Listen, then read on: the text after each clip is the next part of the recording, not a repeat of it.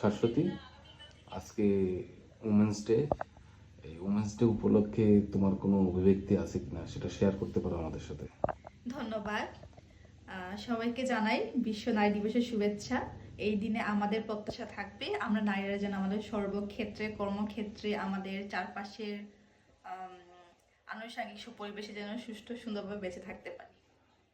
ধন্যবাদ শাশ্বতী। আমরা এই মুহূর্তে আমাদের আরেকজন কলিগ যে পারানা শিকদার, তার কাছে চলে যাচ্ছি। আপনি কি কিছু বলবেন এই আজকের যে নারী দিবস, এই দিবস নিয়ে আপনার কি অভিব্যক্তি বা আপনার কেমন লাগতেছে একজন নারী হিসাবে? এবং আমি যতটুকু জানি আপনি একজন সরকারি নার্স, যেহেতু আমার কিছু ধন্যবাদ আপনাকে। সবাইকে মাহে রমজানের শুভেচ্ছা আর হ্যাপি উমেন্স ডে। আমাদের আমি একজন senior staff nurse, national institute of burn and plastic surgery.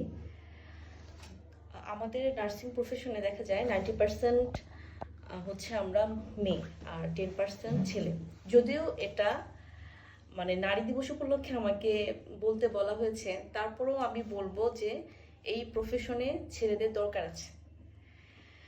এজন্য এই যে কোঠা আন্দোলন হলো, আর আমাদের যে নার্সিংয়ে একটা মানে কোঠা আছে যে 90% মেয়ে আর 10% ছেলে, আমি এই নারী দিবসে বলবো যে এই কোঠা যাতে উঠানো হয়। মেধায় যেন সবাই ভর্তির সুযোগ পায়, চাকরির সুযোগ পায়, সব কিছুতে যাতে সবাই মানে ইকুয়াল সুযোগ পায়। কারণ প্রফেশনের উন্নয়নের জন্য অবশ্যই এখানে মেধারও দরকার আছে এবং ছেলে মেয়ে সবারই দরকার আছে। মানে ছেলে মেয়ে আমরা একে অপরের কাঁধে কাঁধ মিলিয়েই আমরা মানে দেশকে গড়ে তুলব। থ্যাংক ইউ সবাইকে। ধন্যবাদ আপনাকে কাজী পারানা।